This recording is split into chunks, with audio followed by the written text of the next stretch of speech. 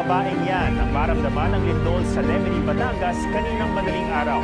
Sa pagalog ng mga palitan, daling-daling pumunta sa pintuan ng babae para makalabas.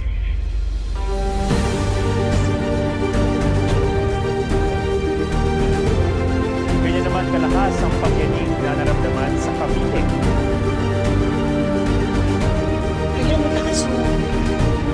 Ayon sa mga residente, aabot sa 15 segundo ang pagyanig. Napatakbo naman ang lalaking yan para gisingin ang kanyang mga kasama sa bahay sa Calamba, Laguna.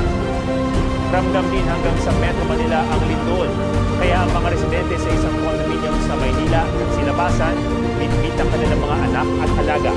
Ayon sa Philippine Institute of Volcanology and Seismology o PHIVOLCS, naitala ang sentro ng magnitude 5.7 na lindol sa Looc Occidental, Mindoro kaninang alauna ng madaling araw. Wala namang naitalang pinsala o napangkulat na sugatan.